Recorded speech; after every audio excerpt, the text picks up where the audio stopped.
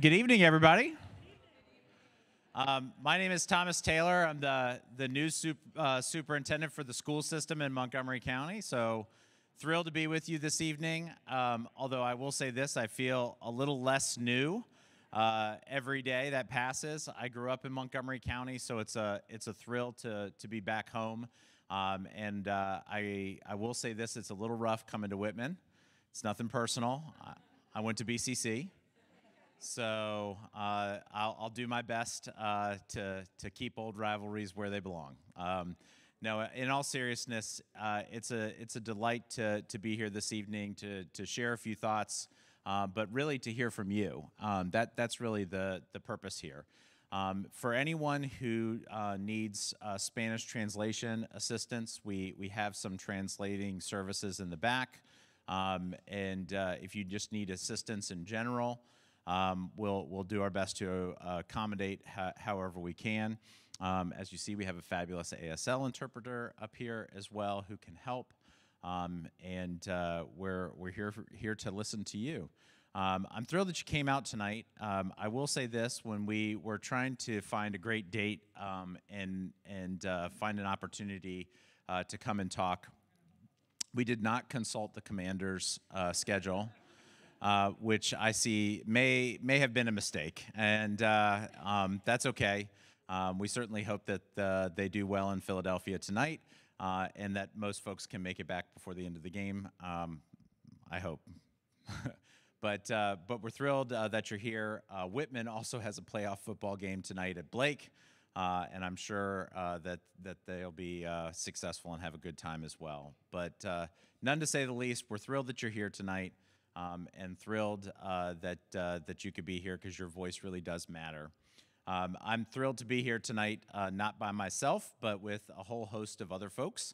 I have some fantastic folks from our MCPS TV crew, and you can see that they're filming part of our session tonight.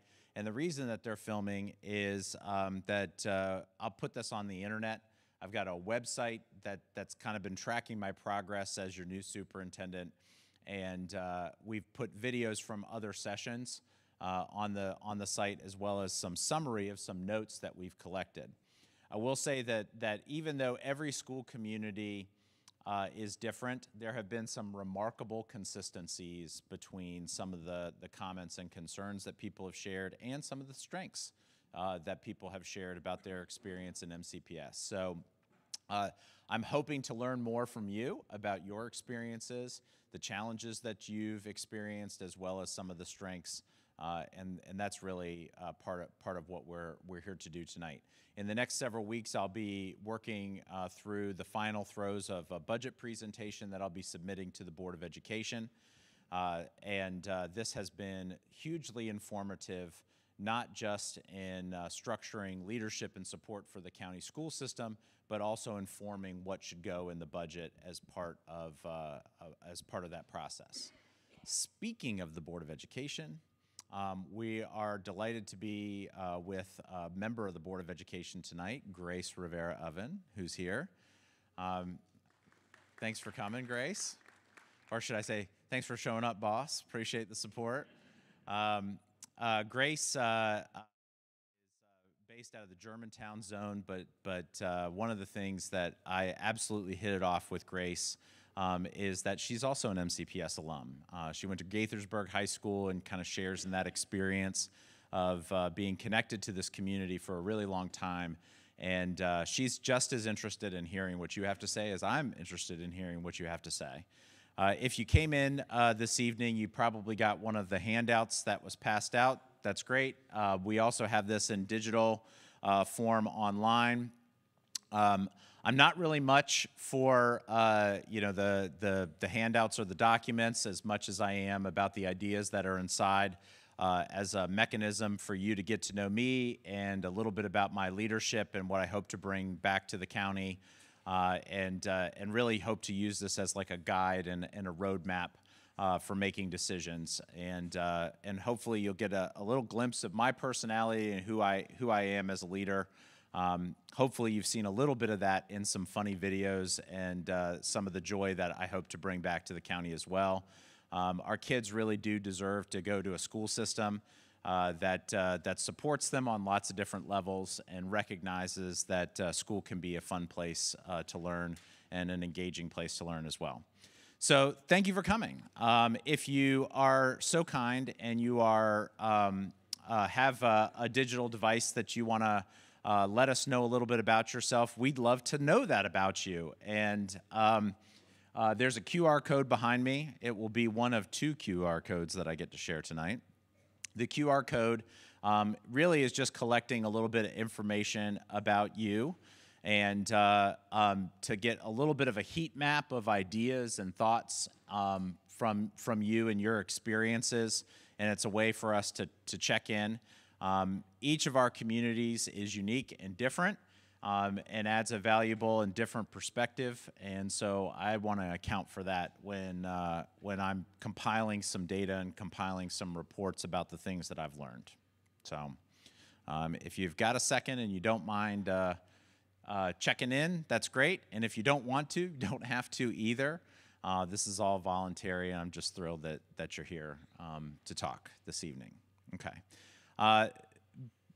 The next one, and again, you don't really need to look at this very much either. If you've got a paper copy, this is really just the link to checking out where this is on the internet. There's a couple of different ways to get there. I've got an entry plan that links you to the school district's website, and it also takes you to a PDF of the document that you got handed out to you. If that's not for you, that's not a big deal either. I'm really more here to listen than I am to talk, but I think that would be helpful if you want some kind of artifact of our conversation tonight, for sure. I will say that it is a common practice for school superintendents to do some sort of entry plan or some sort of entry type of engagement to learn a little bit about priorities that are happening in the community and to listen. And I will say that typically the timeline for those types of things is usually 90 or 100 days. Well, Montgomery County is a pretty big place, and we have over 200 schools and 160,000 students and 25,000 full-time employees and another 9,000 part-time employees. And I figured it would take me about 6 months to do a thorough entry. So the plan that I have outlined is a 6-month plan, not a 100-day plan. And I'm relieved to say that I'm coming towards the end of that experience in my 5th month of service as your superintendent. And I'm shaking off the newness part for sure. Some of the guiding principles that are outlined in this plan, and I hope that this is reflective in your experience with me for as long as we're together, is that I'm very focused on lifting up your voice and making sure that your voice is present, even when it's something that we may not want to hear, or we're frustrated by, or we're upset because something isn't working the way that it should.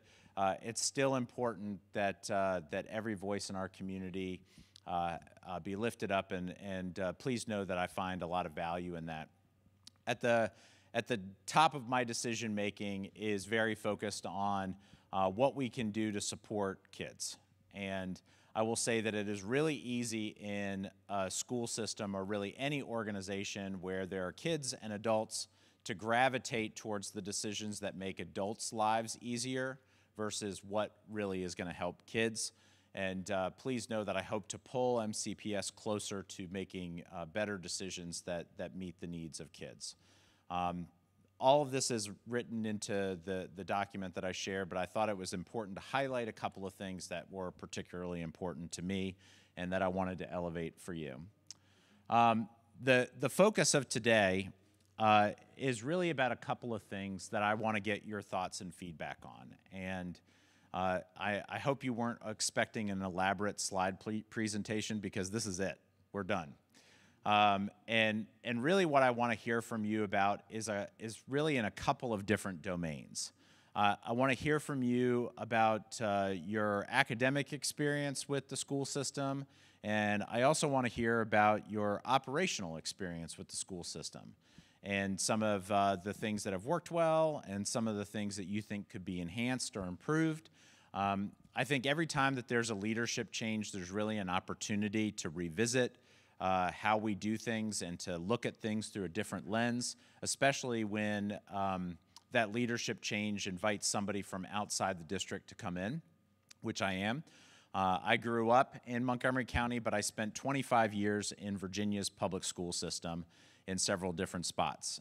This is not my first superintendency. I was superintendent in 2 other districts before coming back to Montgomery County, and everybody does things a little bit differently, and I hope to bring some of that experience back home to MCPS. So with that, I have this wonderful microphone right here, and I'm going to turn it on. Oh, it's already on. Good job. Well done.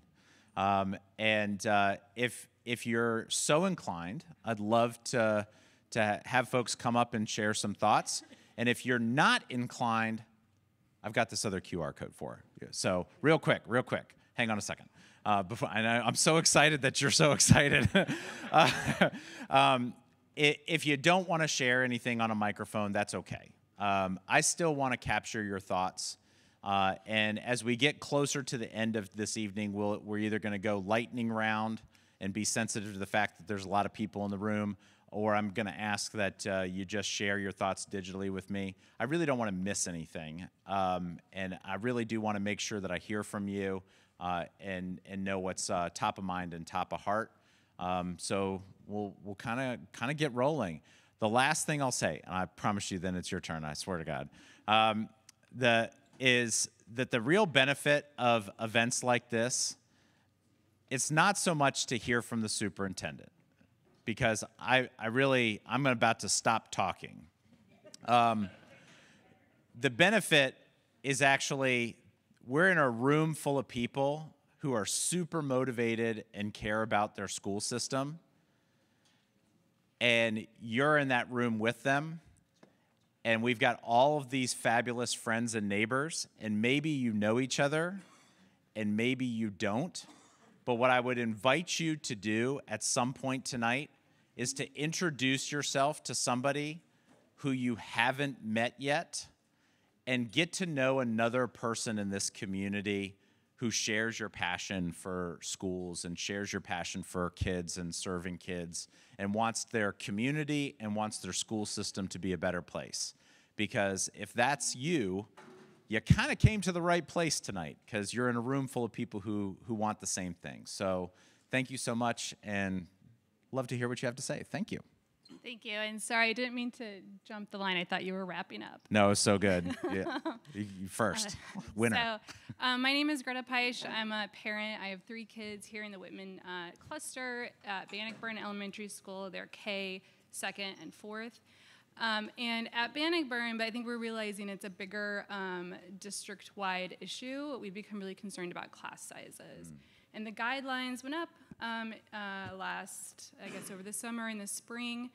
And then I think we realized that the guidelines are just guidelines. And so I think there's a question of, if the guidelines aren't actually caps, why are the guidelines going up? Are we looking at studies that think it's good to have bigger classes, or is it actually a benchmark that we're measuring ourselves by and how well we're doing? Because if that's what it is, it doesn't make sense, or we would need explanation for why it went up, and the explanation was the budget. And so I think that's one. I think 2, it's, where is this heading?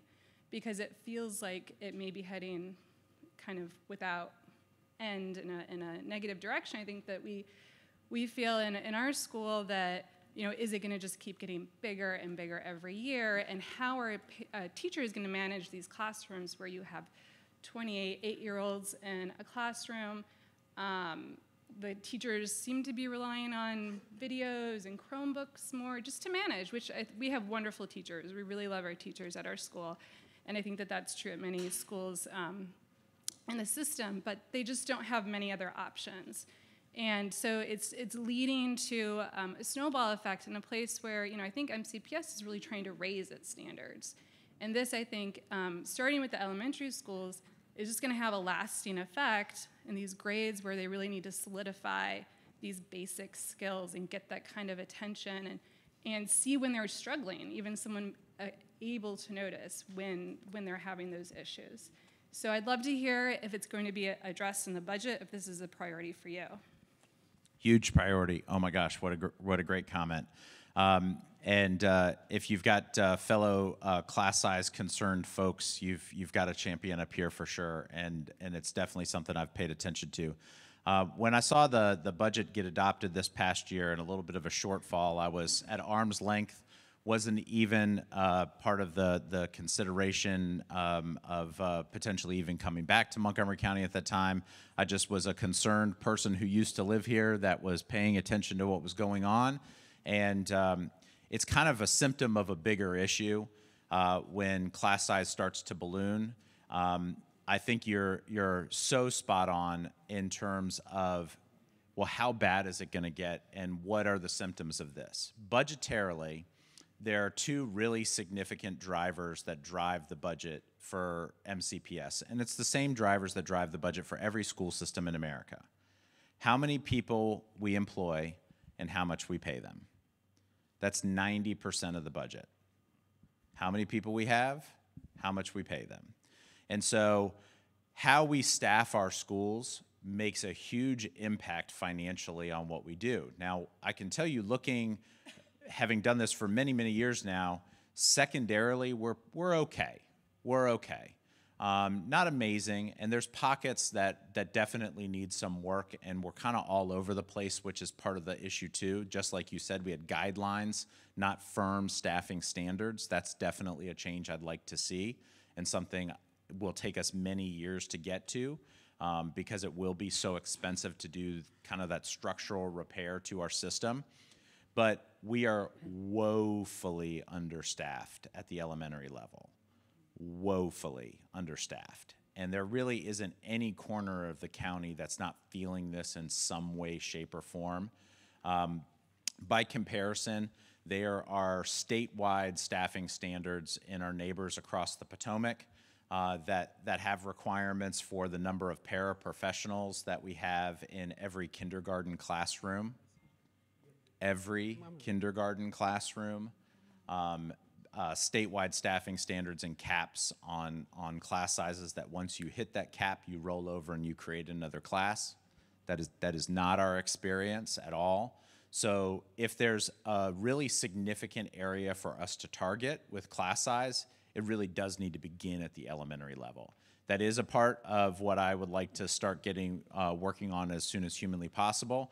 I will say this: it is an expensive problem, and it is definitely one of those things that we will have to chip at year over year, and it will be impacted significantly by changes in enrollment that go through the waves of neighborhoods that we are experiencing. Now, I will say this. Part of the challenge that we also have is being in sync with our planning department, and that the planning board see the world the same way that we see the world when we see a giant high-rise apartment building go up.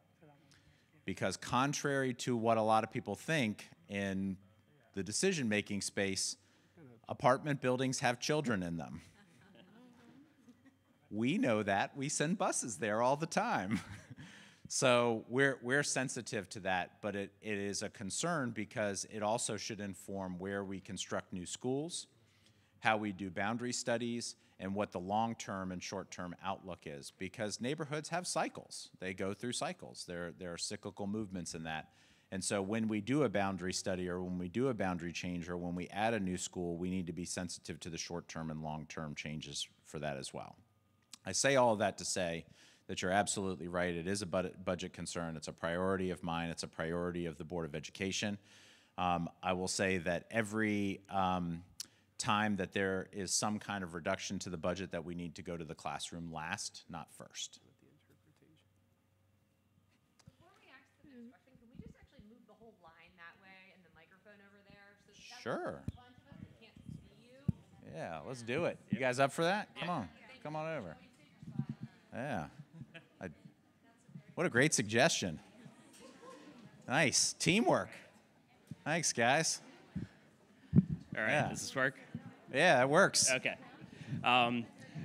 Okay, hi, my name is Rob Kimmer. I'm a product of Montgomery County Public Schools, Lux Manor, Tilden, and the flagship International Baccalaureate program in Richmond, Montgomery, class of '98. So, and I have 2 daughters now at Wingate Elementary in the same cluster that I was in. And my cousin went to high school with you. Yes, and your cousin went to high school with me. So I'll keep it quick. I have 1 macro question and 2 smaller questions that came up. The macro one is more on the academic side.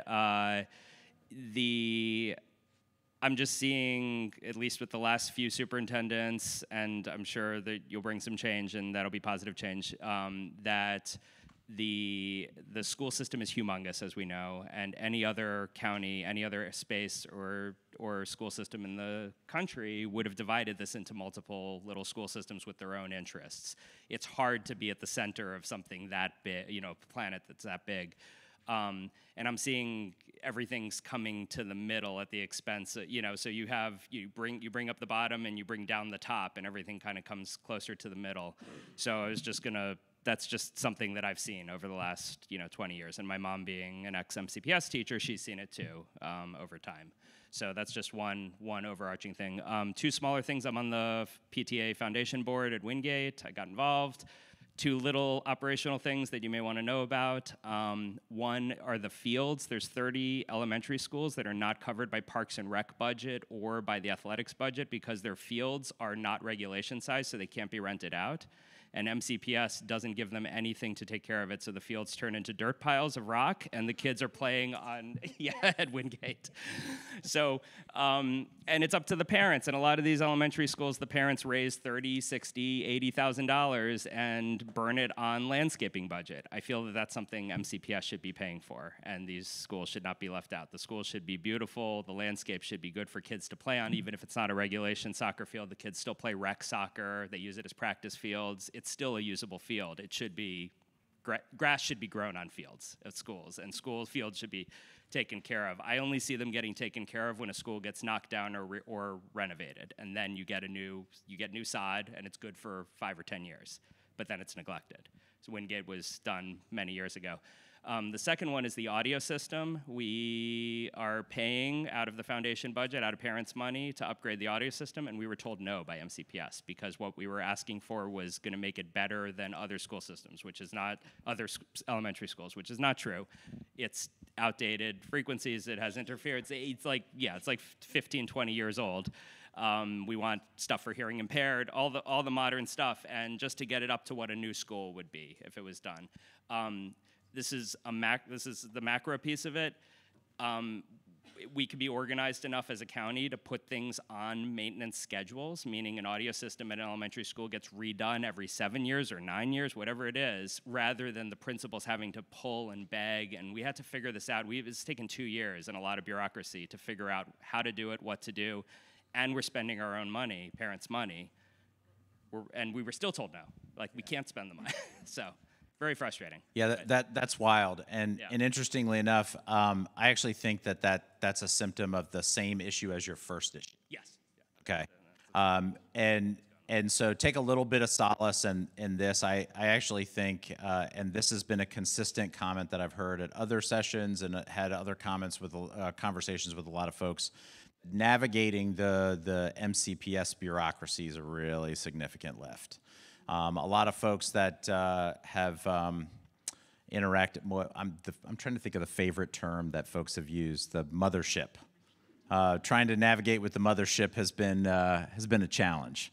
And going through the different layers to try to even get an answer, let alone even a no, has been a really significant issue. So I actually see the size and scope issue being very similar to the issue of the sound modifications and upgrades that you want to make, let alone the field upgrades, which I couldn't agree with you more.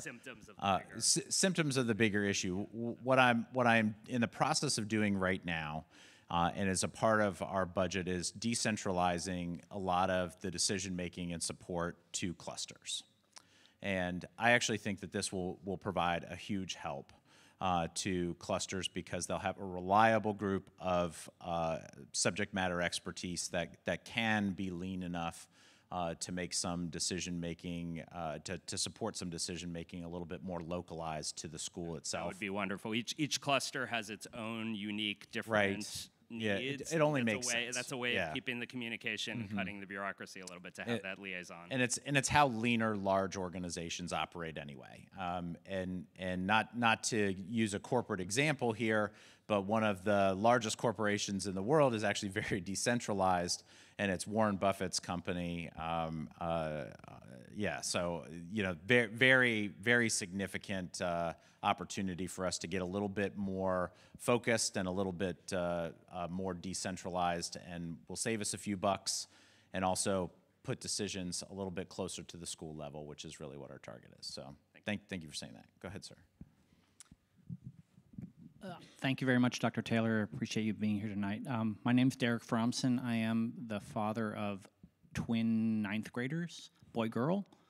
One is In here. time, this too shall pass. One is here at Whitman. The other is at BCC. Oh, wow. So that's another story for another day.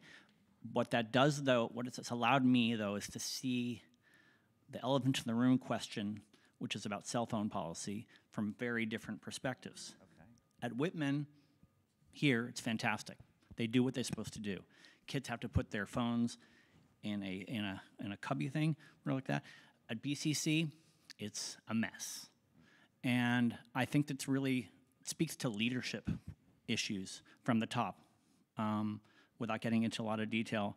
But I will say the leadership here is fantastic. But what I think for the cell phone policy is that has to be mandated from the top. You guys in Rockville have to say, this is what it is for everybody at all schools across the county. And it has to be that way. Because if it's left up to the schools to decide, okay, you can interpret it this way or that way, teachers are using their phones for surveys, for parts of the class, for things like that too, it's very destructive. And so that's a comment, and I really hope that you'll find a way to address it, because if it's this way at two relatively top schools in Montgomery County, I can't imagine what it's like upper county. Right? Okay. And the second point I want to raise to you. It's fine at other schools. It depends. It really varies. Yeah. It's Top school here. okay. So my second point is, this is a month ago. My son and daughter each came home from school one day, and they said, "Oh, there's no school on Wednesday." I said, "What?" Because I know the calendar pretty well. I know there was no school on Friday because of professional development day. And it turned out, yes, there was school, but there wasn't. Because on that Wednesday, basically 10th graders, sophomores, and maybe a few juniors were going to be taking the PSAT. And they shut the schools down. All the high schools were shut down because of the PSAT. And I did a little digging into this. I was like stunned. I couldn't believe it. But the reality of it is this was taking place because you needed teachers to proctor the PSAT. And you didn't have enough resources to actually have the classes go on. And we're talking about one grade plus a little bit more is basically shutting down the entire county of high schools for a practice test. There's got to be a better way.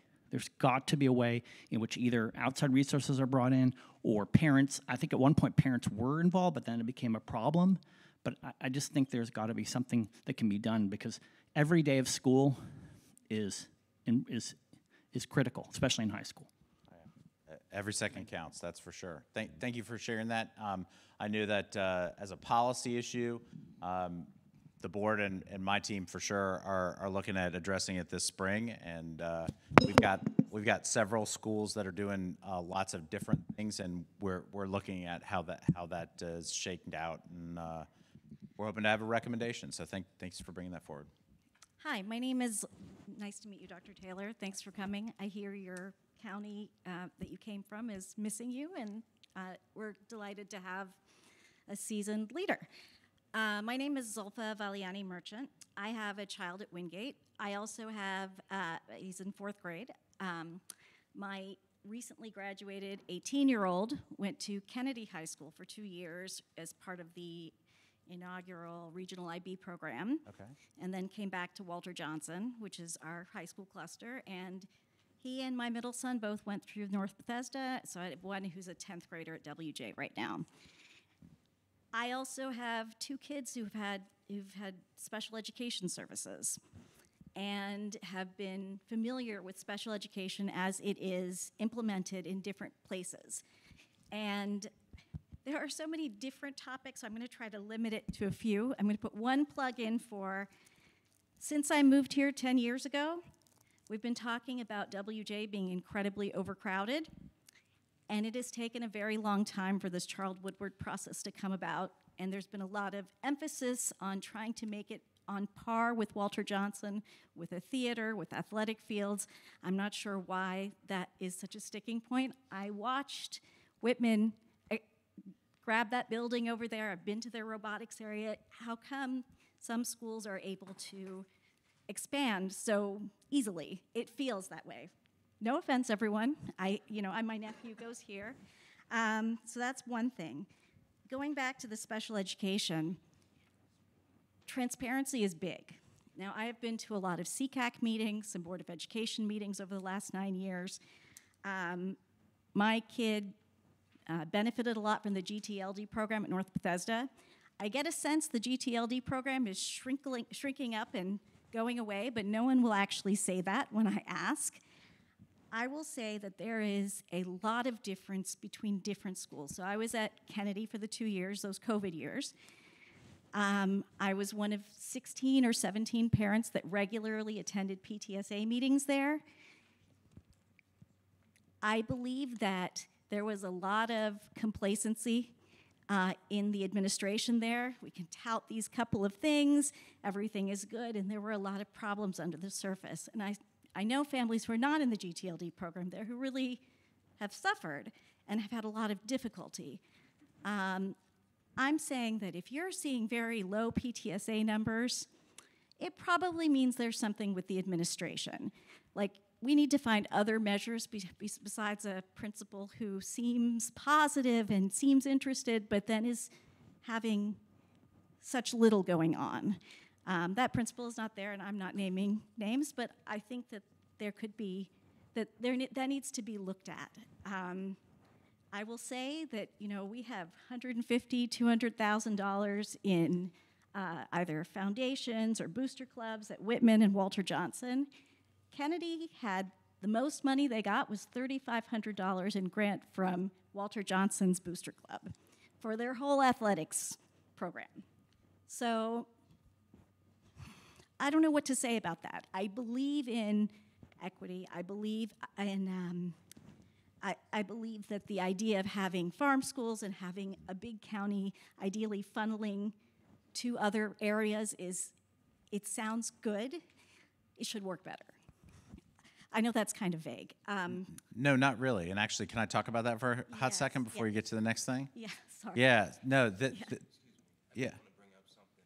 Yeah. Because I know time is limited. Okay, Is there any way we can limit everybody to one thing? that's a very good one. Yeah. I will stop sure. after that. I'll just say one positive thing. Yeah. CKLA. I like it. Thanks. Yeah.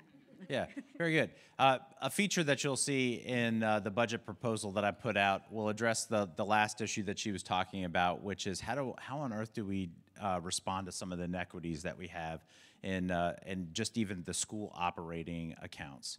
Well, I got to tell you right now, the way that we finance some of our schools for materials and supplies is we give a set amount of money. It's about $90-ish per student. And by the way, that's the same amount of money that we gave 20 years ago per student without really any adjustment for inflation or anything along those lines. So if you hear teachers or staff complaining that there doesn't seem to be any resources, it's because the slow drip of inflation has eroded their resource fund over time, for sure. But I also think that the pain point is that we don't take into account some of the risk factors that go into our student population. So one of the things that I will be doing is investing in an equity add-on for schools that need that. That's not to take away anything from any school, but to add on and give an extra amount for every farm student at a school, and have the expectation that those funds be expended in a way that supports the students in which they're serving. So that'll be a big change and a big investment, not in terms of dollars, because it's actually a relatively small amount of money, but a big change and shift in our philosophy and being okay with us differentiating resources based on need in the county. And again, not to take anything away from anybody, but to add to supplement and really offset some of the challenges that a lot of our schools are facing, whether that be Kennedy or whether that be another school that's in a similar situation that's struggled with that. Thank you. Thank you. My name is Sarah. I'm a Wootton 03 graduate myself, and my Nice. daughter is at Burning Tree Elementary in the Learning Center Nice. program, so my comments will be special education focused. Montgomery County Public Schools serve over 20,000 students with disabilities. That's nearly 12% of our student population. This is lower than neighboring districts like Prince George's and Frederick, and however, those districts spend approximately $4,000 more per special education student annually. In addition to this, there is a staffing crisis of unprecedented levels for special education students. As of last year, our district reported over 200 special education teaching vacancies. That's a 15% vacancy rate that exceeds both Howard County, which is 8%, and Fairfax County, which is 10%. Many of our classrooms are being managed by long-term substitutes, which numerous classrooms in Burning Tree have had experience with. And despite their best efforts, they lack specialized training necessary to serve students with diverse learning needs. While neighboring districts offer generous signing bonuses for special educators, MCPS's recruitment incentives remain limited. There's also a shortage of related service providers. There's a 25% vacancy rate for special speech and language pathologists and 30% for school psychologists, which is nearly double of surrounding districts. The staffing shortage is exacerbated by alarming turnover rates. National average for special education turnover is 20%.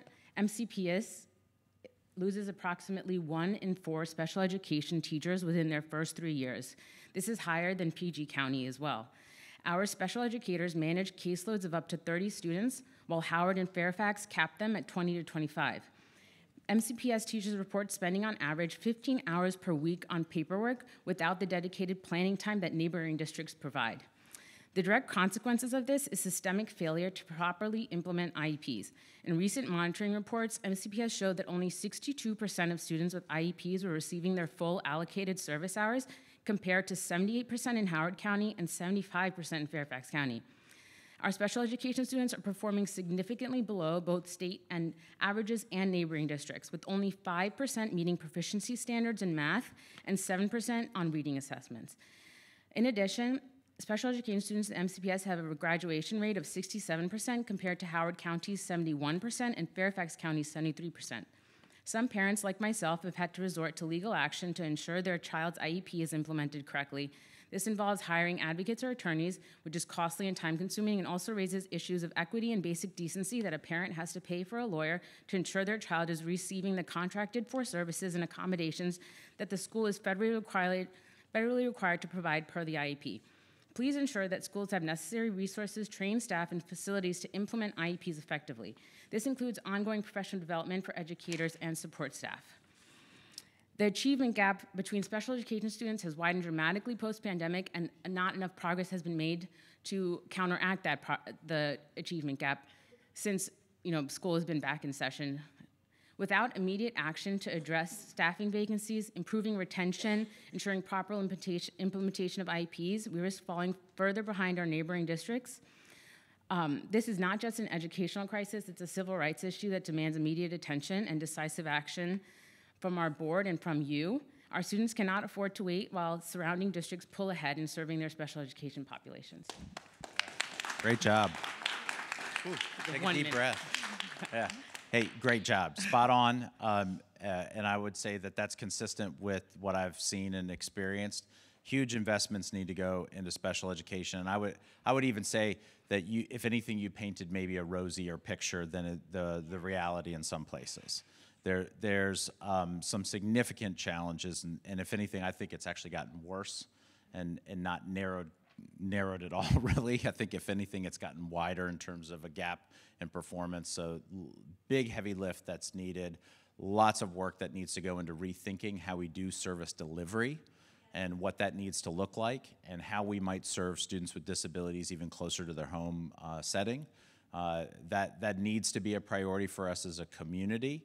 You'll hear us talk an awful lot about that in the next several months and years. This is the highest of high priorities. And here's what I'll say and what makes her comments so important. When we serve students with disabilities really well, not just students with disabilities are benefiting, okay? Our students with disabilities who are accessing the general education curriculum are lifted, and our students who are not accessing the general education curriculum are also lifted. So when we get special education right, great things happen. So thank you so much. Thank you. Good evening, Mr. Taylor. Good evening, everybody. My name's Darren Himes, and I've got three in the system right now. What I would like to address is issue myself and my wife, and I'm sure there might be a few others here that have this issue, but I've got 3 Menzins. I've had to advocate for my eldest, who's now about to graduate with the IB, with the dual diploma, the IB program at Springbrook. However, since the beginning, I grew up here, graduated Cannon Road Elementary School, graduated White Oak Junior High, graduated Springbrook, graduated Maryland. And I'm very invested. I came back here, bought a home, and of course I'm the advocacy chair for our PTA. Had to send my daughter to Sandy Spring Friends School for her freshman year. This was first grade. That was $40,000 then. Right now, my son that's in the 5th grade, you know, they have this lottery, right, for the gifted and talented kids. That's outrageous to me. Yeah. I've spoken to different people in the system, and how you gonna keep these genius kids, bro? I've got a 140 IQ son. I can't leave to a lottery system, right. But yet we go to Sandy Spring Open House. That's $80,000 a year now.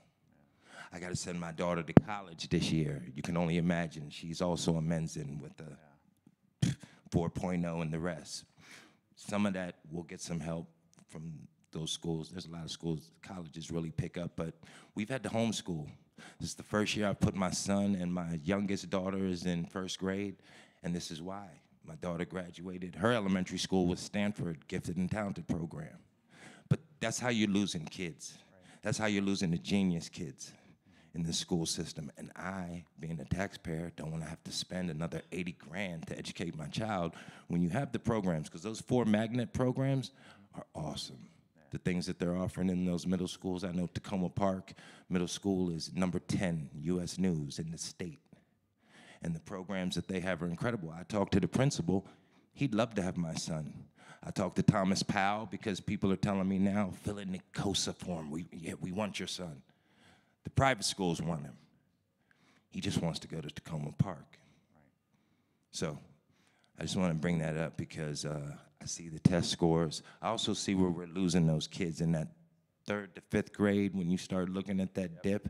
And I think that's because we need more emergence in our school systems, because these kids that, if you look at those charts, this is the last point I'm going to make. When you look at those charts, you'll see that we've got a lot of Latino kids whose this is not their first language. And when you start looking at all the other, you know, it's terrible. People still break things down as far as this is concerned, because there's just the human race.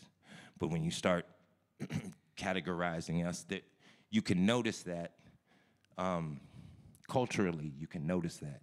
And that's because it's not their first language. And so if you've got kids taking MAP tests and wondering why the scores are going down, and that's also what's bringing, it's not fair to anybody, because it's also bringing down the numbers for the schools as well. So I know there's some help that really needs to happen for our Latino brothers and sisters, so we can pull them up at more schools than just the couple emergent schools that we have. Yeah, thank you for bringing that up. And I will say something that I've been paying attention to and watching pretty closely is the population of Montgomery County is growing. And we're not losing citizens in Montgomery County, but the enrollment in the school system is going down. And we're definitely very mindful of that. And people are making different choices. And they're making different choices with their kids. And some of that is a reflection on the school system and the programs that we offer. So I appreciate you mentioning that tonight.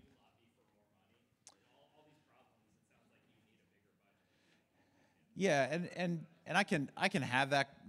We can talk about budget, and I'm glad that you kind of plugged into that as well. I want to make sure that we're spending the money very well, and that's something that's very important to me as well. If we're entrusted with resources, that I want to make sure that they're expended well. A high priority for me right now that does dovetail with this is do we have the right people in the right place to do the right level of impact, and what makes sense for us to expand to, what doesn't make sense to us to expand to. It seems like in a lot of spaces we have random acts of improvement versus coordinated acts of improvement. And so I'd love for us to gravitate towards being a little less random and a little bit more focused on where we need to improve specifically. And so if I go to County Council and I were to say, County Council, we really need your investment in fill in the blank, special education support. By the way, we need support for special education substantially from County Council. I want to be very specific with this many teachers in these places to provide this service, and very, very cut and dry. And I actually hope that you look forward to seeing something like that from me versus just give us more money. I think that just give us more money is not a really effective strategy, and I don't think it's really respectful to the taxpayers. And so I want to be very focused. If I'm going to ask for more money, I want to say what it's for and what we're planning to do with it and what we expect to get as a result. Hi, good evening. My name is Cheryl Friedman. I work here at Whitman High School. I'm the lead teacher of the Leadership Academy for Social Justice, and I've brought a crew with me today. Like about to say, you brought some friends. I did. So we wanted to talk about an opportunity for our students here at Whitman. That this is the first year that we've opened up our program for students outside the Whitman cluster, which we are thrilled to have several of here tonight. We had about 30 students enter Whitman this year from as far away as Damascus and Clarksburg and all across the county. And one of the things that we have found as a major challenge is that with the opening of this program, the county has not funded transportation, which is really antithetical to the nature of our program itself. We are looking at issues of equity all the time. Identity, diversity, justice, and action are our 4 core principles. And so we wanted to talk about something that the board came out with last week, which was the budget priorities related to safety and well-being, as well as equitable access to programs across the county, and really push for transportation. We know that it's also true for other programs around the county as well, but particularly being the first program in this part of the county that's opened up to students from across the county. We know there's been transportation provided from west to east for like the Blair Magnet, for example, but there's never been an option for students to come in from other areas as well. So I want my students just to talk about the burden that their families have bared recently financially, also for time, also just for homework capability, extracurriculars, all of those things, and really ask you to listen to our request that transportation be funded because it's a limiting factor for the success of our program moving forward as we're in a new lottery cycle at this point in time.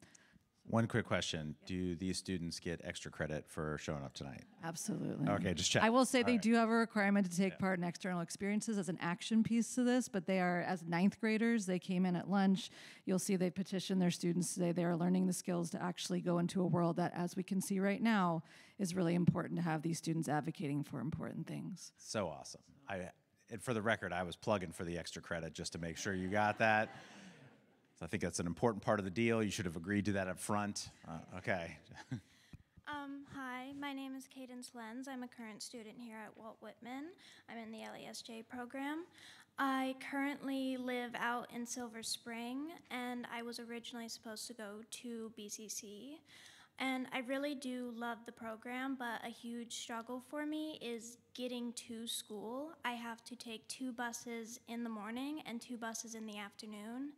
In the morning, it takes me almost an hour to get to school, and in the afternoon, it takes me almost 20 minutes 2 hours to get home, even though I live 20 minutes out from the school, which is a huge problem. But mainly I want to focus on the safety and health of students who have to do this. In the budget plan that was sent out, one major part that was said is that the county really wants to help with student safety, and a lot of students aren't in the safest situations having to get to school, especially having to take the bus. I have to go through Bethesda, and Bethesda Station is not the safest place there is out there. There are many people out there who have done things near me who I've seen. There was a kid who got beat up by 30 other people in the middle of the road 10 feet away from me. And there have been people on drugs who are high, drinking alcohol, and there are many other students who are also there with me who are facing these challenges. Yeah. Is that all? Yeah, we're good. We just want to make sure. Yeah. Okay. Hi, my name is Ariana Alipradhan. I'm also coming in from the LASJ program. The LASJ program is a great program. You get so many different opportunities through the program. When I got accepted, well, first I was waitlisted and I was so bummed about it. I finally got in, and I was so excited to come to Whitman and just have all these experiences because I'm really passionate about social justice in general. So another thing that you highlighted in your budget plan was equitable access to programs across the country. LASJ cannot be a truly inclusive and equitable program for all students until it has the transportation it needs to get all students to school. And I have a few statements from a few different students that they made. Holiday bus schedules change the times the bus comes, so when I take the public bus, I can't always get a bus to go to school and could possibly have to miss school because I don't have a way to get there. What else? Some students live further away from the school from others, which leads to tardiness in school, and a lot of people already have like 5 tardies in first period just because of the traffic. My family's been considering sending my brothers to magnet school to further their learning. This will not be possible if my mom has to drive me, since she cannot drive my brothers and me at the same time to 2 different schools. And just one more point I want to highlight.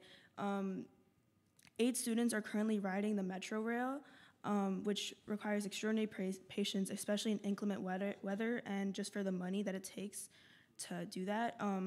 So we actually do have a table. I'll hand this to you after, but we have a table on how much it costs for people to take the metro, the train, which actually costs money, and this is how much they're paying yearly. Like, for example, all the names are kept private, but one student, the estimated cost per year just for them to get to school is $1,800 just to get to and from school, like yearly. I feel like that's pretty crazy. Hello, everyone. Good evening.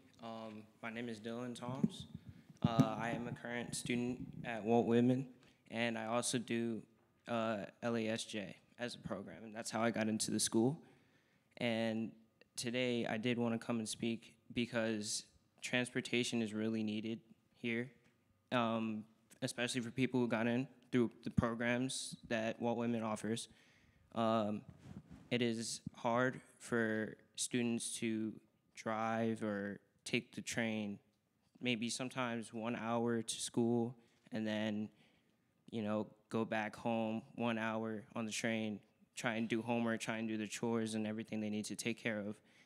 And I can also relate, as I take, at my dad's house, I take the train, the metro, 1 hour maybe, 1 hour or 45 minutes on the train in the morning, and then it takes about 2 hours to go back home because of the wait for the bus, then go to the train station, take the train, wait again. It's just a lot. And I feel like I don't have enough time, and a lot of students feel like they don't have enough time to do homework and academics that they need to get done.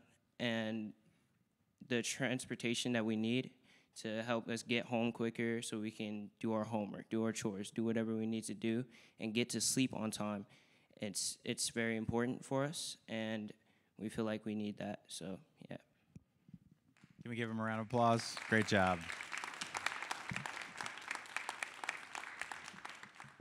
Great job, guys.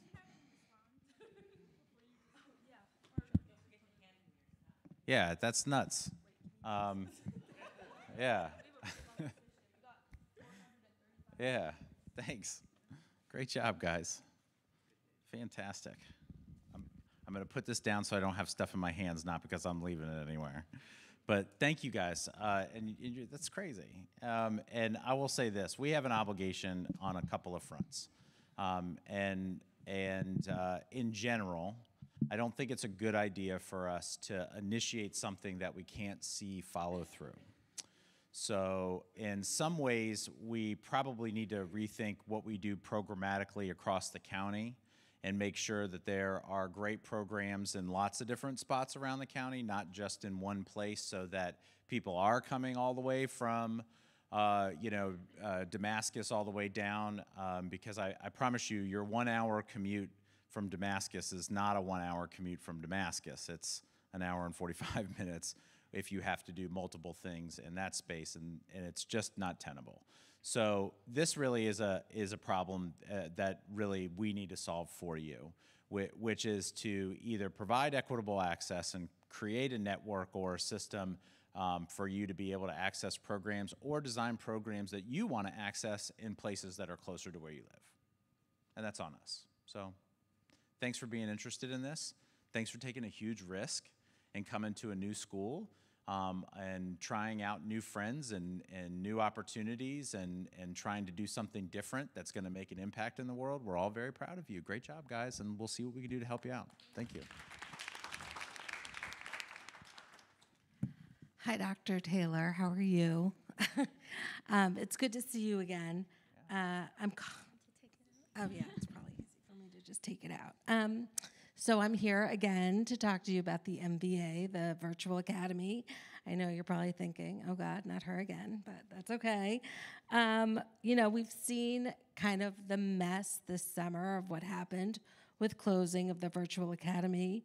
Although it was closed with cost-saving measures in mind, we know that it added, or it will eventually add, more costs with transportation, more paraprofessionals, special education, private placement, lawsuits, and many students leaving MCPS. I mean, unfortunately, with the closing of the Virtual Academy, many families who wanted to stay in MCPS were forced out. And right now we have no state option that is currently not legal. And we have to wait for them to make changes at the state level. And you also have a new system, a new program in place for those students who have healthcare issues. But that does not serve all of the students that were affected by the closure of the Virtual Academy. And, it still has some issues. Some of the kids are still doing their school day during the hours of 4 and 7 o'clock at night. These kids have, health issues, and this is when they do their school. So instead of a full school day, they're just getting half of that. You talked about getting special education right with the lady whose son goes to Burning Tree, and with the Virtual Academy, you got special education right. The school had many special education students. It was predominantly 504 and IEPs, and a lot of the parents were really satisfied as a placement for their kid where they got access to an equitable education. So my question to you is this: is the virtual option part of your budget for FY 25-26? Yeah, and this is actually a much, much bigger question, which asks a couple of things. What role does virtual education have in the future of MCPS? And I can tell you that I can't envision a future where there isn't virtual learning in some mechanism in MCPS. We do have a very, very sparsely supported health-related program where it's for home and hospital care. We recently expanded it this year, and it's not really sufficient. It's barely making the expectations of a full education. So a lot of room for improvement. There's also some spaces in virtual learning that we did not explore with the old virtual program that are 100% worth exploring that have kind of been left off the table. And I'm going to give you a great example of this. Let's say that we have a class that's very popular. Maybe it's like a cybersecurity coding class. It's very popular in one school that has a very dynamic teacher, and hundreds of students want to take this course. But there is some interest in another school for this course, and only a handful of students want to take that course, not nearly enough to make a full teaching allocation, and not nearly enough for us to even make a full section for the course. Do we do nothing? Do we let that interest fade? Do we not provide that resource? Well, this is a great entry point for virtual learning and a great access point where virtual courses can be offered in different parts of the county, and there's an access point for our students to connect to even other schools that are taught from a distance standpoint within the county. So I envision a future where virtual learning is a part of our experience. Finding that perfect mix of what that looks like, I'm certainly very hopeful. I see a lot of benefits. I've had great experience with it in the past, so thank you for your comments. Okay. Hi, I'm Dr. Taylor.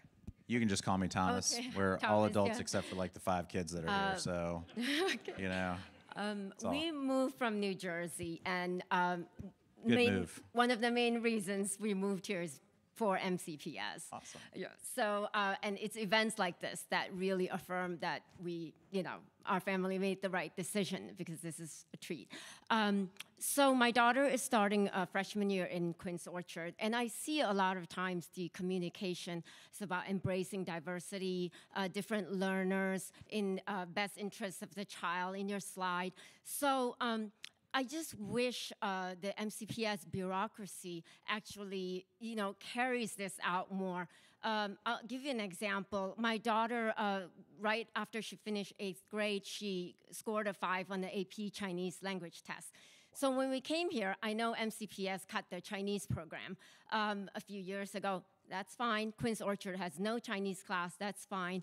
But we found on our own online, fully accredited, a Chinese academy that offers post-AP courses, Chinese 6, Chinese 7, fully accredited, NCAA approved. But we've submitted it to MCPS and say, can you please allow this to be her foreign language, fulfillment? I've not heard anything in 5 weeks, not a peep. My very kind assistant principal has followed up twice for me. And like a staff member even told me, I can totally understand why you want your daughter to continue studying Chinese, but it'd just be easier if she took Spanish or French. And I mean, I'm not here to try to do what's easiest for my child. I want to do what is best for her, given her abilities, And back to what that gentleman was saying, this is how you lose, I feel like, good students, exceptional learners. Because, I mean, at this rate, my husband and I are saying, if they don't approve it, maybe we'll just have to go back to online learning or go to a private school. Because I tell you, I call Harvard admissions. They said they accept the transcript from that fully accredited Chinese academy. And I'm still waiting, after 5 weeks to hear from MCPS.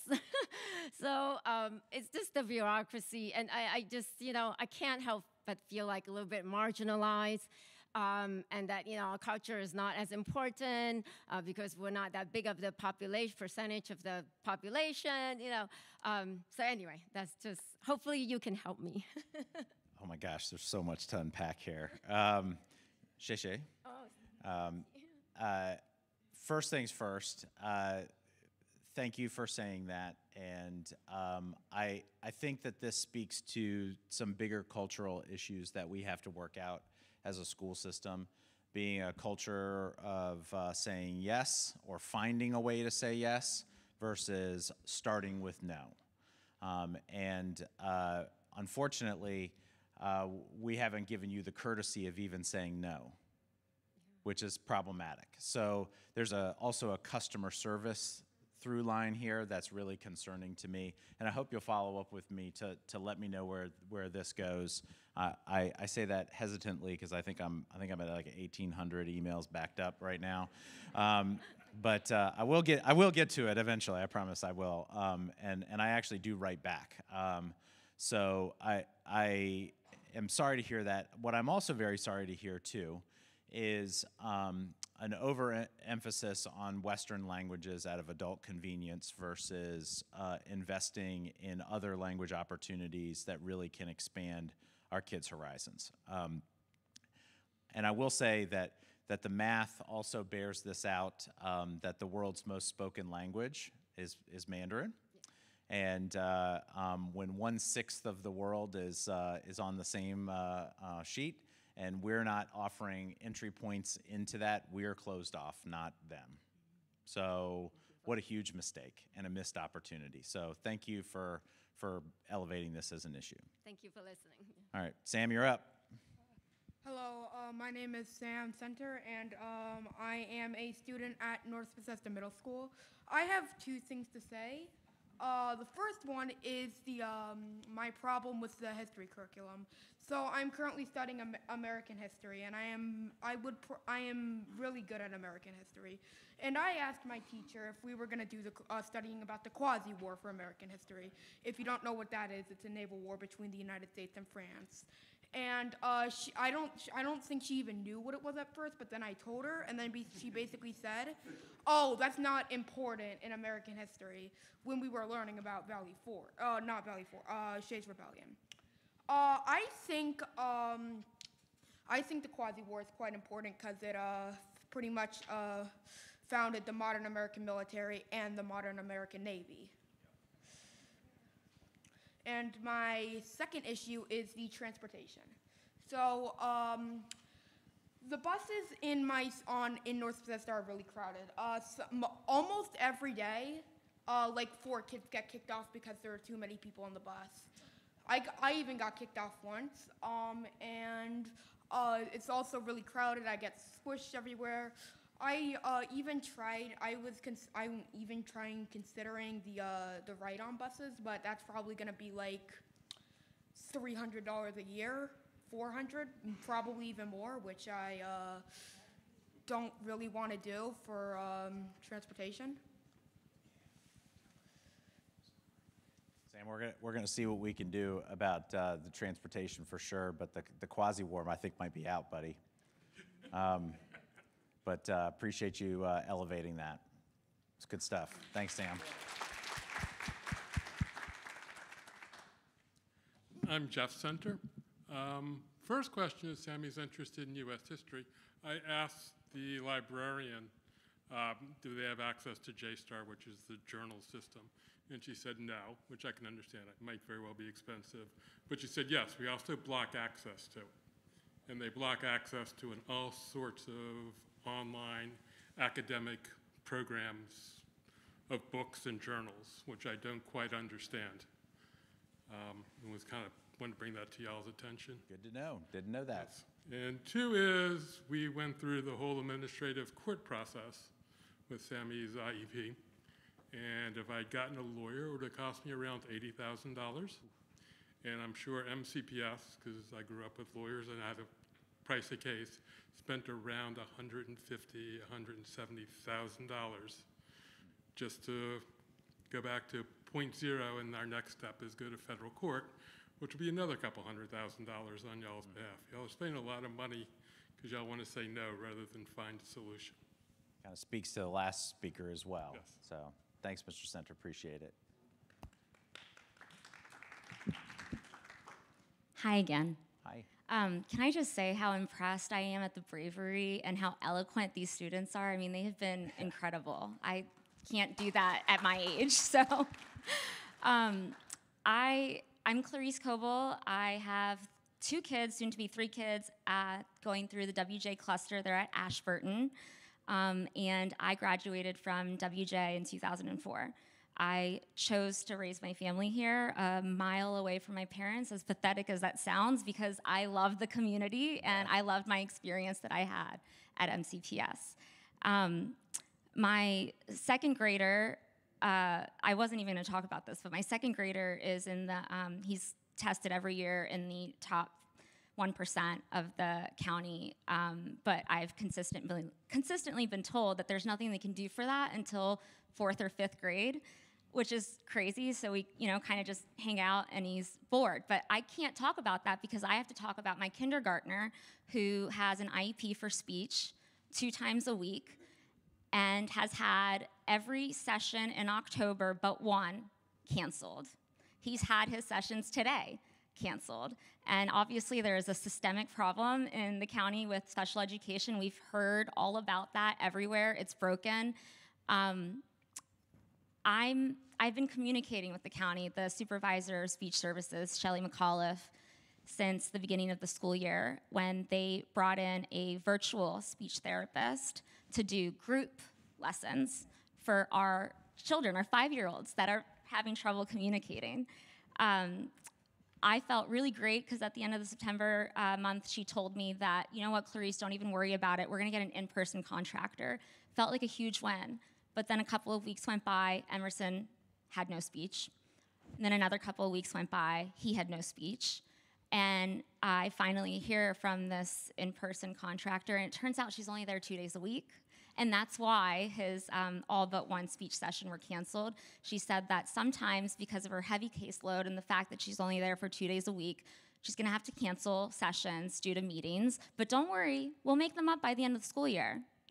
So I called Shelley again. I think she's sick of me.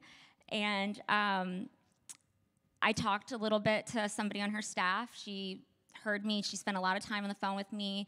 She said that she was going to get back to me regarding these missed sessions. I've never heard from anyone. I know that we're not supposed to call Ashburton overcrowded.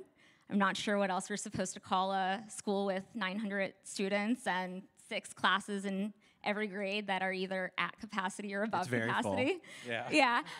So I've been calling it under-resourced and under-supported because as the largest elementary school in Montgomery County, I don't think that what they get from MCPS is consistent with the size of their population. I was fortunate enough today to have, I was interviewed by NBC4, and there was a segment that aired in the evening news about the speech therapy shortages around the county and all of the openings. However, they were very kind and generous to MCPS. They said that it's due to the industry shortages, when in fact, MCPS has not been actively recruiting for these roles. The position at Ashburton, for example, was posted once 2 months ago only on the MCPS website.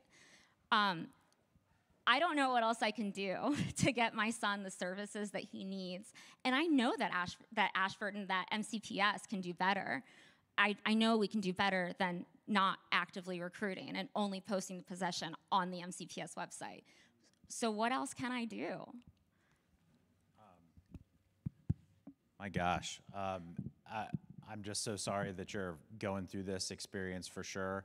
I'm really glad that you even told me about even some of the irregularities. We had a chance to talk before this session, and even telling me about some of the even getting it posted properly on our website as a basic point is a real struggle, for sure.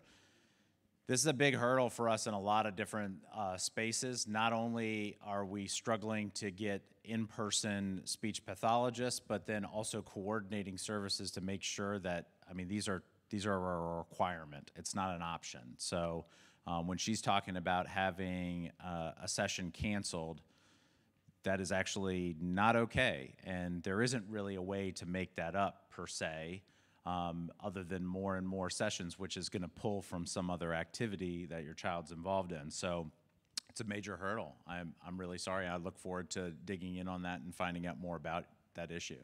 I appreciate that. I mean, even today I've been emailing, and I know you're 1,800 emails deep. I hate email. I often say it's okay. the worst invention to the workforce. Yeah. I have a background in HR, but even after emailing with you and the council members all week, Shelley McAuliffe, Emerson's speech was canceled today. Yeah. 15 students at Ashburton didn't get speech today. So, I mean, we're just gonna keep falling further behind. I'm not sure how we'll ever catch up. we've got to actively post those positions and recruit for these roles. And in the meantime, find short-term solutions that are better than virtual group therapy for 5-year-olds that can't speak, and 2 days a week part-time specialists that end up having to actually cancel. So thank you. I appreciate your leadership. I'll continue to be in touch. Appreciate it. Thank you, dear. Yep. Good evening, Dr. Taylor. My name is Kelly Flynn. I'm from Bethesda Elementary. I have a 9th grader in BCC and twin second graders at BE. Apparently, we don't say the O word, but I think you know what I'm going to say. Bethesda's also overcrowded. Very. Our brethren here at Ashburton know our pain, and we actually meet together because we are parents that want to come up with solutions, and we're willing to work with the system to get there. And we have been for many years. We've been through boundary studies, we've been through promises, we've been through having an addition in the SIP and then getting it removed, and we're out of choices. We have an amazing staff at BE that has made it work, but there's no more choices. And I know you're aware of this. We also live in a community that sees those beautiful high-rises go up every single day. And at this point, we have 67% of our kids coming from multifamily units. We have 4 more units going online in the next couple of months, some actively leasing right now. That's going to add in walking distance. We can see them from the school. I stare at them across from my office. It's going to easily add another 100 kids, and we don't have a solution. So we're asking you, because we want to be partners, what else can we do? What can we do with the planning board? What can we do with the council to help solve this problem permanently for our kids? Love it. And there's 3 solutions typically to solving growth issues. The first one is boundary adjustments. Kind of painful, really messy, kind of awful process. Doesn't really solve a lot of long-term issues, especially when there's rapid growth. Bethesda as a community, especially downtown Bethesda, and if you haven't been to Bethesda Elementary or haven't driven by it, it's right there, right in the heart of the middle of town. I actually remember when Bethesda Elementary opened and actually visited it as a young person because we were so excited and interested as to what it looked like. And actually my mother made me go.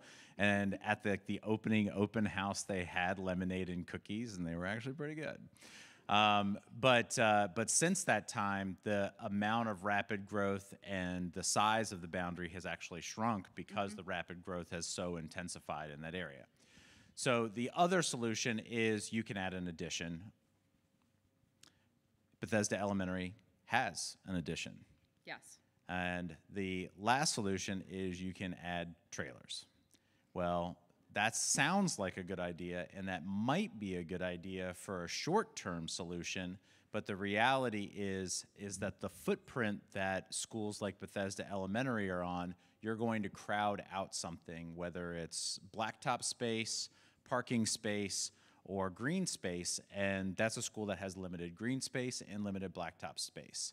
So any type of short-term solution may look like a trailer, but it really has to be followed up with a long-term solution right behind it.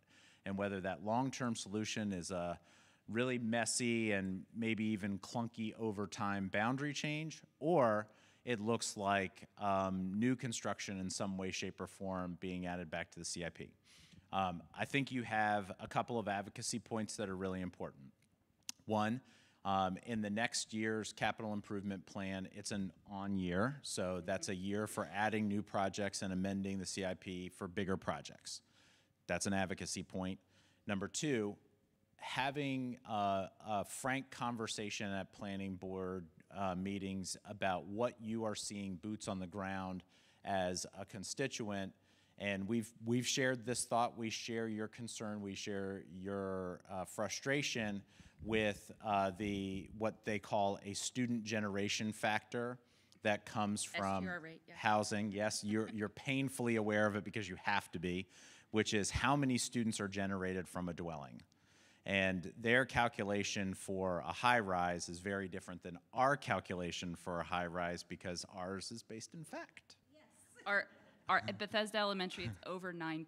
Yeah, which is a lot, and it's irregular because I think that there's some assumptions, false assumptions that are made about who occupies apartments and what Bethesda is as a community, and I think a lot of those things are maybe not taken into consideration, or worse, they're not thought of on a long enough time horizon.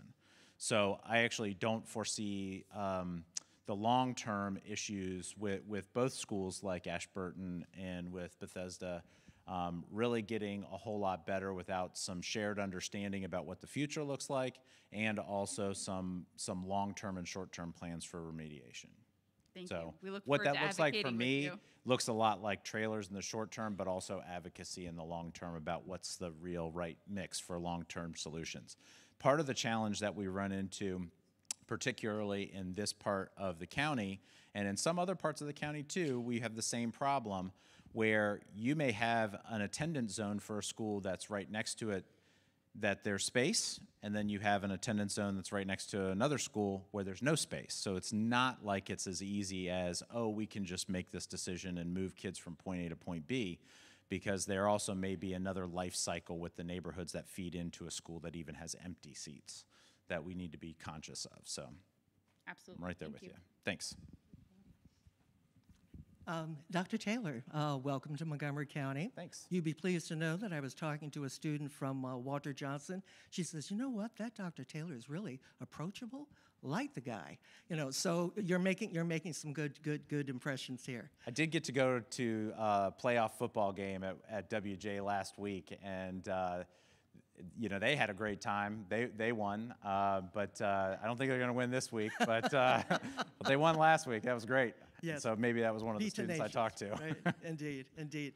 Well, tonight, I'm Mary Tom. I am the president of the OCA Greater Washington, D.C. chapter, and we are about advocacy for the Asian American, Native Hawaiian, Pacific Islanders. Awesome. I was doing a little research to find out if, in fact, there was representation with coalitions or alliances of the Asian community. I saw, Latino, I saw Black, but I want to talk with you and have to meet with you to talk about the representation of the voice for the Asian community.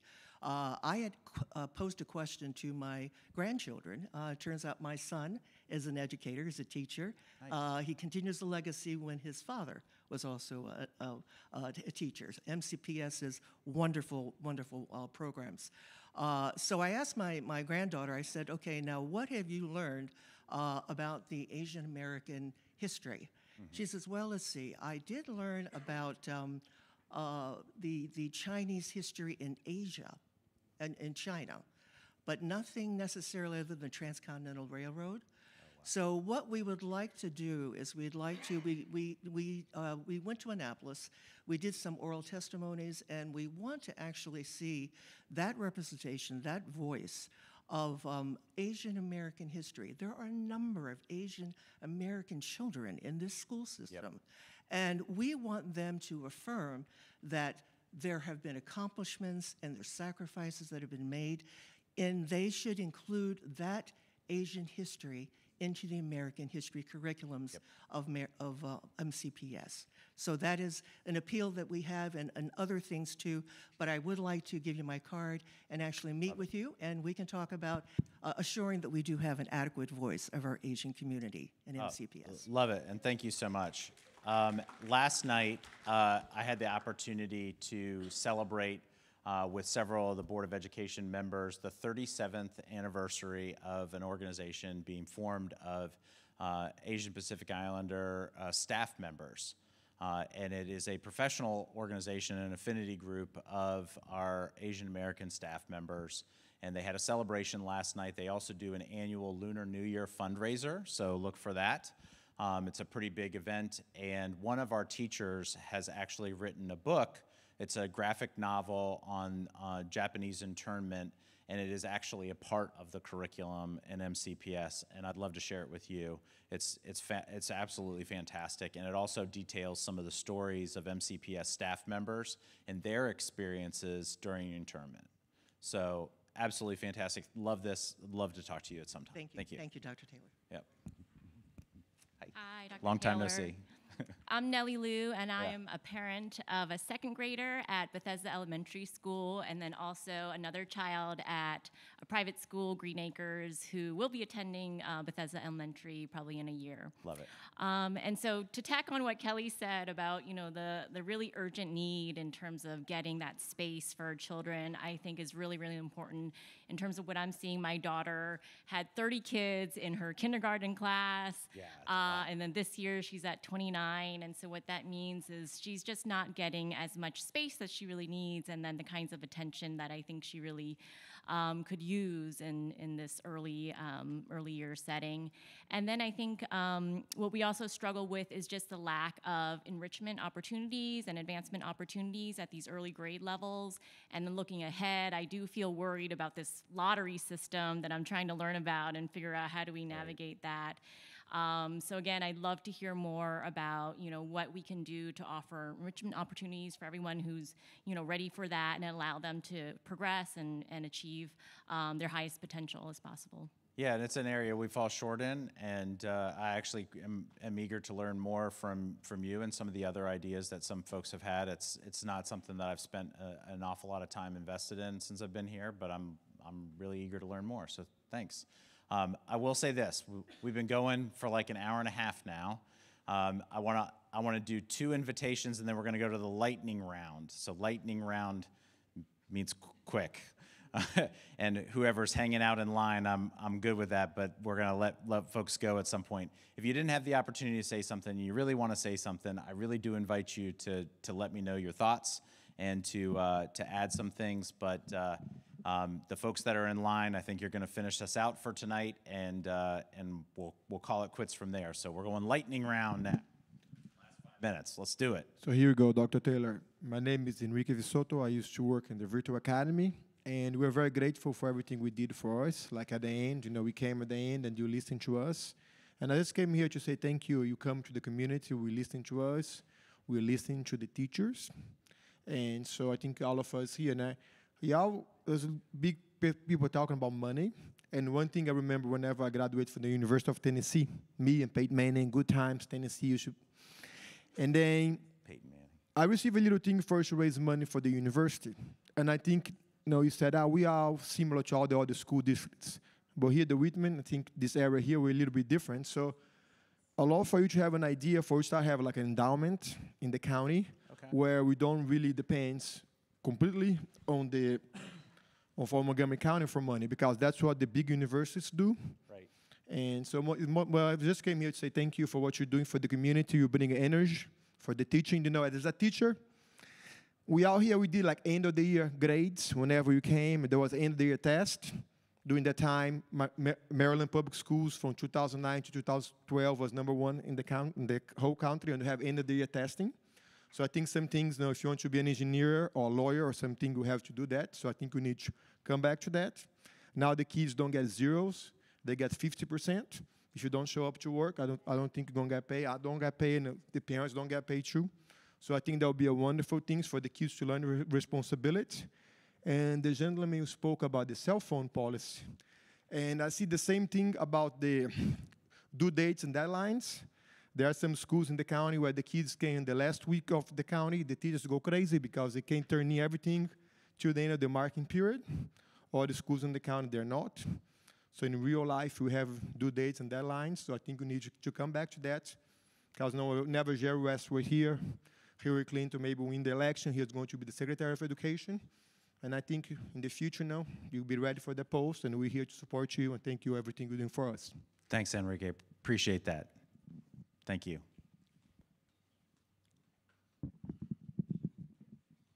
Hi. Hi. Thomas. Yeah. Hi, my name's Mark. Hey, Mark. What's working well? Has anyone seen the YouTube video of the Snow Day trailer? If you haven't, I recommend it highly. It provides information, and it's my sense of humor. I'm so glad you enjoyed it. I really applaud the way you're communicating things. What needs attention? Yeah. I have 4 children. We've gone through the schools in the Magruder cluster. quick timeline, 2 years ago, the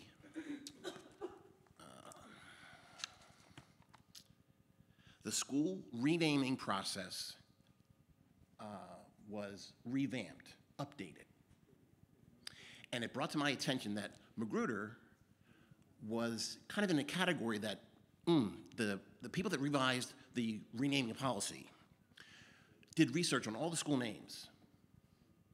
And Magruder was one of 6 schools that were identified as Zadok Magruder enslaved others.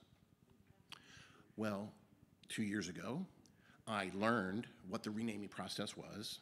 A group of parents in the Magruder cluster, we filed a petition, step 1, February of 2023. Spring of 2023, step 2 was taken. The Board of Education made a determination that the petition should proceed to community engagement. Step 3, fall of 2023. The superintendent's office initiated community engagement. Summer of 2024, step 4, BOE received a community engagement report. Step 5 is BOE votes to see if the school will be renamed, or not renamed. It just takes a vote of the BOE. Sounds like we owe you a vote. Exactly. Yeah. Not me, the Magruder cluster. We followed all the steps. Thanks. And I have this as a little, some documents that, including the petition for you. Do I get it as a gift? You do. Okay. You do. Thank you. I'll take it. Thanks. Appreciate it, Mark. Hey. Hi, Dr. Taylor. My name is Manuel Brown, and I'm on the board of directors for the Down Syndrome Network of Montgomery County. And I live in this area. My son did go to Burning Tree, and the lady over there, I sympathize and I understand everything that she was talking about because we experienced the same thing. Sure. And he would be going to Pile. I spent this summer getting him to walk to Pile by himself, and he was really excited. Then we discovered that the middle schools do not have learning centers, which he would need. Yeah. At one point, there were learning centers, but there are no learning centers in the high school or the elementary, or in the middle schools. And I think we all know that that's a big turning point in middle school, where people really change big time. But there's no support for him. Consequently, he's at Rock Terrace, which is in Rockville, so a common thread is the transportation issue. So now he could easily walk to Pile, but now he has to take a bus every morning to go to Rockville, to go to Rock Terrace. So, and we did find out that there's money for AP, which is great, and there's money for sports, which is great, in the budget. There's also money for people who want to send their children to a private school, about $80,000 actually. That's what it costs to send them. Yeah. So there is money available, but very few funds are going to our children with special needs.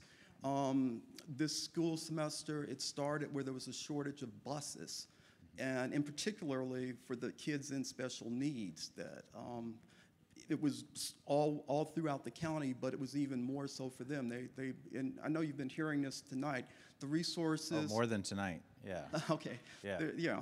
There's a great need for the resources for them because we see that other students, there is resources for them. There is money somewhere in the budget for them, but not for people in the special needs community.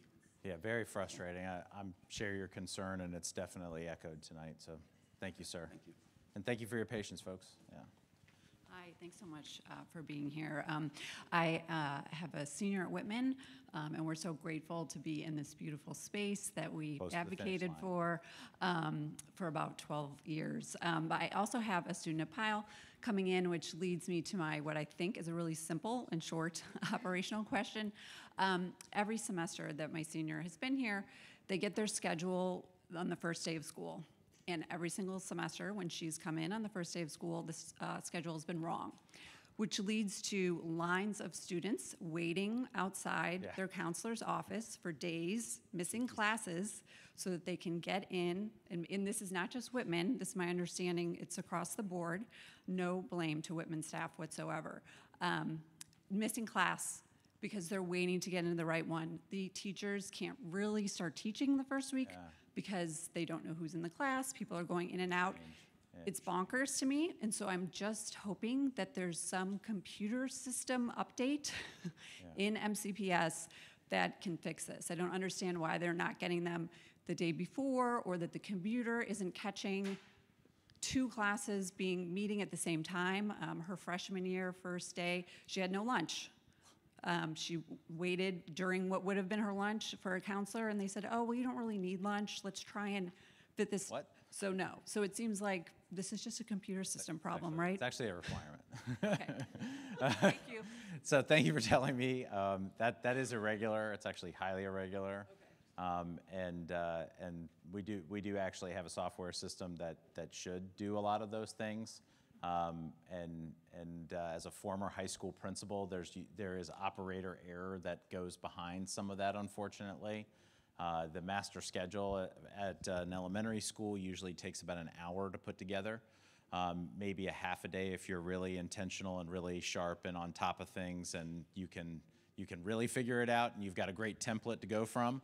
And a lot of experienced principals spend even more time with it because they want it to be perfect. At a middle school, it can take up to 2 or 3 months, but at a high school, it takes about 8 months to put together a master schedule. So it's a full-on project. It's a massive undertaking, but that's still no excuse for day one irregularity. So thank you so much. Hey, thanks for sticking out to the bitter end. We're way over time, but thank you anyway. No worries.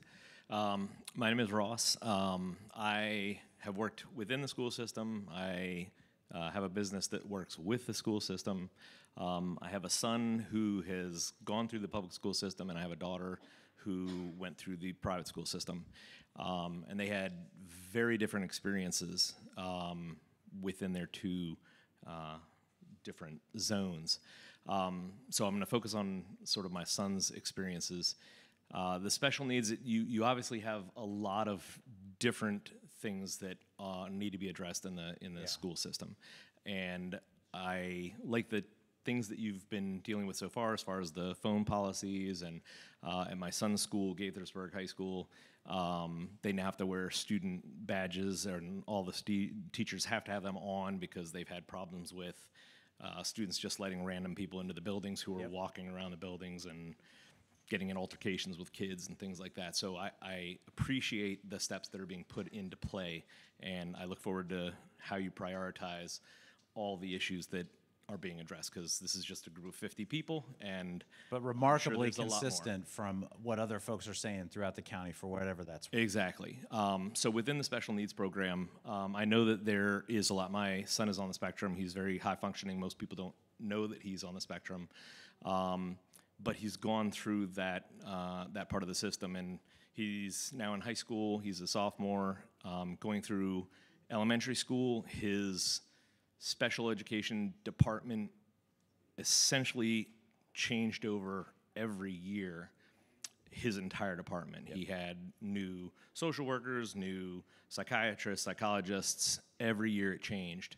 And I know that a lot of people have talked about their services not being here. This is something that I've been going through for 10 years now, and it is a consistent thing year after year after year. We had an educational advocate for essentially all of his elementary school years, which was a very hard process to get any changes going through. Getting ready to transition into middle school, we had some things in place that we were really looking forward to, and then COVID hit right at the end of his 5th grade year, before he could go meet with the other schools, have the other schools come to interview him. And then his educational advocate passed away from COVID during that summer, and everything was dropped at that point. Wow. He was basically told, well, all the options are no longer an option. He didn't get a chance to meet any of the people, so we're just going to put him where we originally were going to send him, which is the place we really didn't want him to go, that everybody sort of agreed was not going to be the best situation for him. He's gone through the bridge program since then. Sort of year after year, we have the same sorts of issues that are going on, and I just had an IEP yesterday, and it comes to the sense of I'm hoping that the school system will really start to prioritize the needs of the students, but also holding a sense of structure and progress throughout the entire system, because we have a gentleman who's talking about how his children are at Mensa levels and things. My son has always struggled with school, and just in the IEP yesterday, the reports from the teachers, there's a lot of things on. He rushes through his work. He doesn't follow through on things. He won't go through and correct his mistakes. And yet he's getting A's and B's every year for his entire career. He has not had homework sent home since kindergarten. And I know that schools vary greatly, not only with the phone policy as we see, but just in sort of all aspects of the school, how they're run or left to the schools, which I understand schools run differently, but there are certain things that are very inconsistent within them because of that. And I asked his teachers, how is it that he has all these reports that he's not doing these things, he's doing incomplete, there's all these mistakes, but he gets straight A's? Because when I try to address these things with him, it makes it very difficult for me also, because he tells me, well, I'm getting A's and B's, how can you play? And his sister, who went through the private school system, is a very different student than he was, and did get A's and B's, and has now gotten her full ride to school and was a National Merit Scholar. But he sees himself as being the same student that she was, and the comparison is definitely not. And unfortunately, it leaves me not a lot of room to go to him and say, well, these are not, you are not meeting the standards that I expect from you. And he says, well, it's fine for my teachers. They're happy with what I'm doing here, which I don't also believe, but I think that there's a lot of teachers whose hands are tied. I know in Gaithersburg High School, there's been a focus on sort of the grade, not necessarily the knowledge. I know firsthand that grades have been altered because not enough students passed a certain course, and that the teachers were told to adjust the grades so that more people passed that. And I think that's representative of the fact that math proficiencies at schools are at 5%, and yet students are getting straight A's. There's an inconsistency there, which line up. I feel bad for a student or a parent who has students who are really focused, who are really doing the work, and at the end of the day, they're going to get the exact same grade as somebody who is not putting effort in and is not doing the work. And what that means for colleges who are accepting students from Montgomery County to say, well, I've got two students here who have the same grades, and they could be very different students. Who do I accept, and how do I know which one is actually that student and who is simply just been passed through because it looks better for a school system to say that all of their students are, well, I can assure you that that's not a policy directive from the school system to change grades and whatnot. And I got to tell you, I've observed that looking at what we would call evidence of learning versus what the state performance on the assessments are for the end of the year, there's no congruity. Half of our kids are successful on state assessments, but yet 90% of our kids are achieving at the desired levels for whatever metric we've created internally. Huge issue. It doesn't speak to validation, so I'm really glad that you elevated that. We've also have some grading policy changes. There's a really rich article in Bethesda Magazine and MoCo 360 that talked about some of our policy limitations with grading and how a lot of our students are kind of gaming the system. Yeah, and it's very real. It's very real. So lot of movement to make in that space. So thanks for bringing that up, and I appreciate your time and appreciate your patience. Got the last few folks, and way over. So we're going to try and button it up quick. Thanks. Good evening, Dr. Taylor. And Hey. I want to say I listen to everyone, and Yeah. I share a lot of these experiences. I'm sure. Today, I just want to talk about something I haven't heard yet. That's something Montgomery County Public Schools does really well. Oh. And that is the Form 56080, which is the gender and pronoun form, and simple accommodations that children can have at school. For my child, if you can imagine the equity cartoon with the fence and the children on the boxes, my kid needs 2 boxes to succeed in school, and this is their point. One box, they got 2 feet, so one box is their 504 accommodations, which they have had since 5th grade, and the other box is Form 56080. When they re-entered Montgomery County Public Schools in 8th grade, they're a junior now, from a very swank private school, they got fantastic accommodations for their learning disability for the very first time, and they began to achieve academically, as they could not do in this very swank private school. And they were able to fill out the gender and pronoun accommodations and the new name, and that meant that they could be who they are. Their personhood could be affirmed by all the students and everything, so that no matter what harassment they got every day, they and their friends, for the way they dressed and the way they acted, at lunch, at every recess, by all the kids who would come over and pick on them, they were at least addressed by their right name, okay? And so in this current climate, where the Department of Education is going to be dissolved, and where there are rollbacks of gender-affirming care, my kid isn't seeking that, but it's important to many of their friends, it is a climate of fear among them and their friends. At the age of 16, they're looking at colleges. So my hope in expressing this is that you hear my compliment, that for my family and for the many friends my child has, this form is essential to simply being on a level playing field in their personhood as they go through Montgomery County Public Schools. And I do think that as an add-on, the confidentiality of a child's ability to complete that form with a trusted adult is fine. It is just a name, it is just a pronoun. To my mind, the book bans that have come up in the other counties are incredibly important. For my family, that's like saying, I don't want my children to read a book with a Jewish character. Right. I don't want my child, to read a book with a trans character or a gay character. To me, it just sounds the same, because that's my family's experience. So I'm really glad you're stepping into this role. I'm glad you have this listening sessions, and I hope parents can hear me when I talk about the personhood. It's just a name, it's just a pronoun, and simple bathroom accommodations. Well, I really appreciate you saying that, and yeah, please, a round of applause for sure.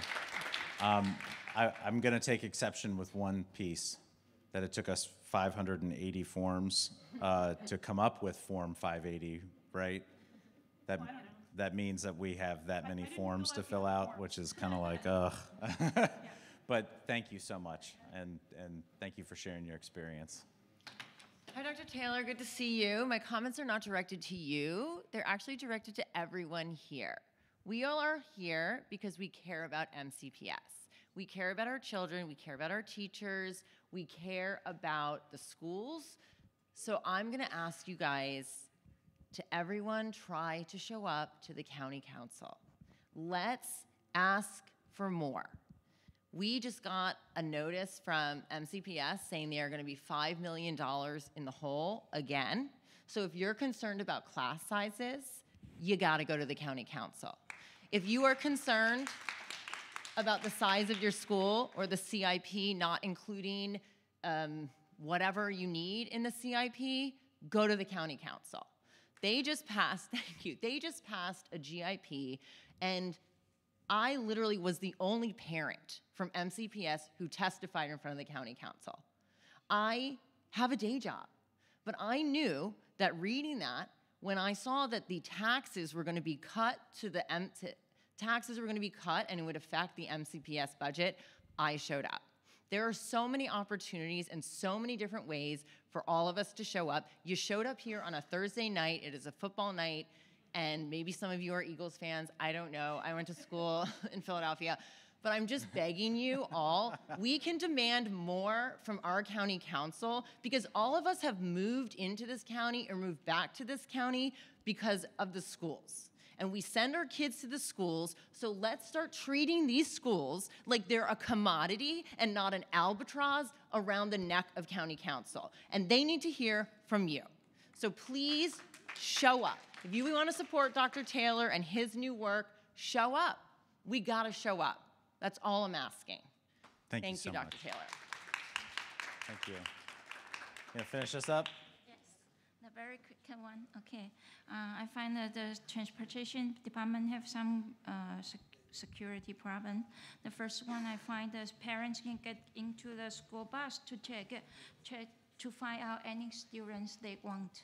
I think that is very serious that I never see that before. That is so very horrifying things. The second thing is the school bus, they can park anywhere they can park. They want to park. Park at the gas station, park at the mall, park at the park, park at the sideway, anywhere they want. I think that is not happened before, but I found recently these years that is very serious problems. And the third one is that a lot of group of moving into this area. I think that is very horrifying.